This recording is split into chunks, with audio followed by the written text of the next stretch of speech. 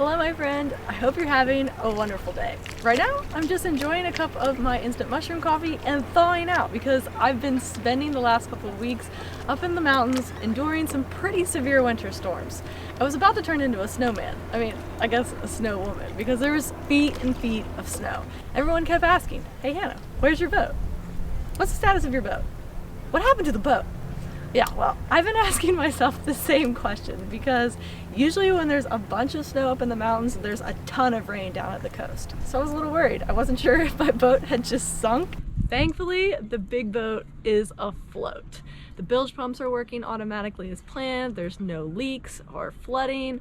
The batteries were charged, which is awesome. It looks like it's pretty airtight, watertight, which is amazing because it was the cheapest 40-foot trawler on the market I could find when I bought the boat. The little dinghy, however, has not been so lucky. It looks like the weight of the water and all the rain caused the cover to fail, and it just got completely full of rainwater. So it's above the water, which is the only thing it has going for it, but there's absolutely no power going to anything right now. We're gonna take a look at it today, see if we can get it working, hopefully give me some tips to see what might be going on. The whole goal is to get on the water and go sailing with some friends later, so let's get going. So I bought a multimeter to try to test the battery. It's reading like 12.26, 12.28, so I don't think it's the battery because that should be enough to at least turn some of the accessories on, and there's absolutely no power at all. So the last compartment I can't access is the compartment under the rear seat. And whoever designed the boat wasn't really thinking it through, because when you put the engine all the way up out of the water, which is how I keep it when I'm not here, it actually blocks your ability to open the seat compartment. And since I have absolutely no power, I can't put the engine back down into the water. And that's where the kill switch is. And any other fuses or anything else I might need to get to is. So I'm gonna have to, I tried just unscrewing the hinges on the seat, but there must be a lock washer or something on the other side because they just spin, so I'm gonna have to drill them off. It's the only other thing I have. Here goes nothing.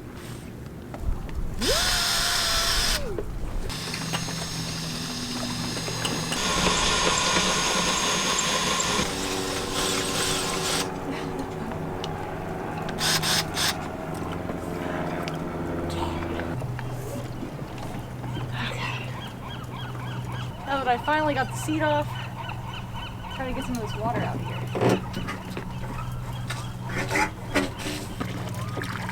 There's a ton of corrosion on the kill switch, so that has to be, maybe, the problem. If you don't think that's the problem, let me know what else to try.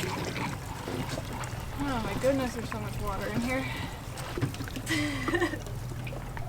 This pump is called a thirsty mate. This is why I'm going to install an automatic bilge pump. There is a bilge pump in here, but it doesn't go on automatically. So the goal is to get an automatic one switched out, so that I don't have to do this every time it rains and my cover fails. I think boating might be too much work for me. Maybe I should have heeded all the warnings. Camping just might be my thing. I'm not sure. The jury's out still, but we're still deciding. It's okay. It all makes for a great adventure in life. Who wants to buy my boat? Mint condition, only used twice, no problems at all. So here's the inside of the seat compartment. I found the problem right off the bat. I opened the kill switch compartment and the two cables snapped off the terminals with literally no pressure at all. At least it's an easy fix. I'm thinking that I might actually move the kill switch location so it's not under the seat, so this doesn't happen again, so I can access it. At least I figured out the problem with the boat. I need to order some parts to fix it, but enough problems for today. Let's go sailing. Well, it looks like the plans are gonna have to change. I'm not going sailing today after all, hopefully tomorrow. It would be my luck I'd come down to my boat and there would be a tsunami warning. I was on my boat and my neighbor came out of nowhere and he's like, batten down the hatches, there's a tsunami on the way. Last time this happened was years ago, but it was big. And then he disappeared into his boat and I was like, what just happened? I didn't see any crazy tidal waves coming, but I figured it'd be better to be safe than sorry. So I got off the boat, headed inland. I'm just gonna chill out in here for a while until I get the all clear. I swear I had a whole list of things to do today. I don't just draw all day. I can't do them because I can't be on the boat. So I blame the tsunami. This is my first artwork of the day. I just figured it would be a nice day to draw. I'm gonna call it the last sunflower on Earth. It's not done yet though. It needs a sky. Should it be dark and scary, or should it be bright and blue and sunny? What do you think? I think after I'm done, I'm gonna list it for like $1 million, some astronomical price. No, I'm just joking. Totally wouldn't sell at that. Maybe you think drawing is silly, but I think it's really therapeutic, and I think it can be beneficial for a lot of neural connections. It's interesting when you sit down with a blank piece of paper, what you end up creating. It's nice to spend some time with yourself. Try it sometime.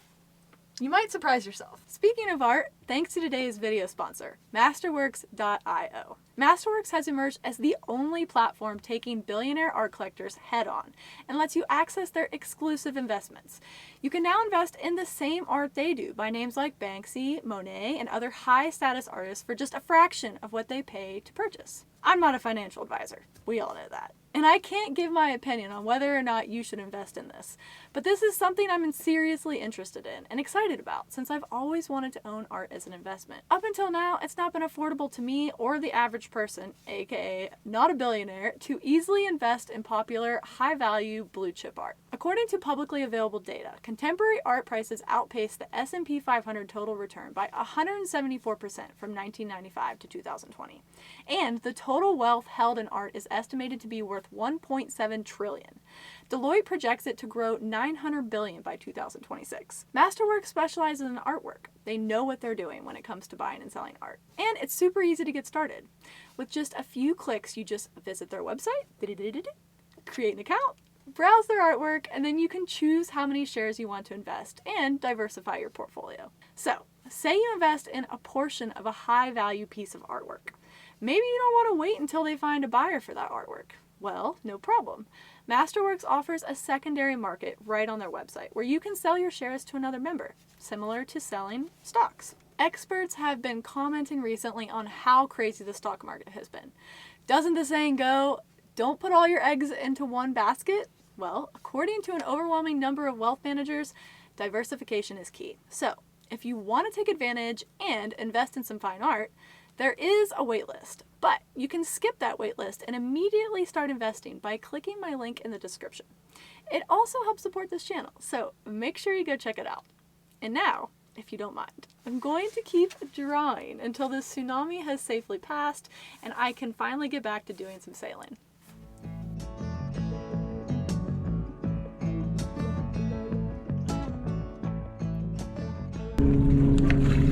Let's go down in. Welcome inside. This is a Tashing Baba 30. Let me show you around. You have to let me know if you could live in this sailboat. Welcome to the V-berth.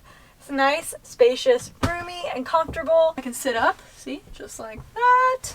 The cushions are nice and soft. There's a little storage space up here, and then shelves all along the side. Check out this nice little cozy cabin heater. It's propane fueled and it keeps this nice and toasty. I love the screened-in skylight. It lets in all this light. It still has the screen so the bugs don't get in. Oh, that's so cool. They just drop down. Look at that. If it's raining or you're out in rough water, you can close the hatches down, or if it's beautiful out like it is right now, you can keep the screens closed to keep out the bugs and still get lots of fresh air. The cabin is cozy and warm with great natural lighting and good headroom. I'm 5'7" for reference. Welcome to the kitchen, the galley. It's a nice storage space up here, double bay sink. It's perfect. Lots of storage space back here. You can put your pots and pans, dishes, cups. There's a nice little storage bay here down below. And then all these little cabinets. This is the closet, some nice storage space. This is the head. It's a little tight in here, but it's a wet bath. It's still nice and clean, and there's a nice teak floor below me. I'll let you take a look.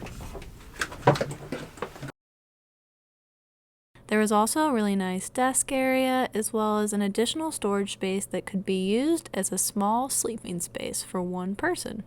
This 1985 sailboat is a go-anywhere cruiser.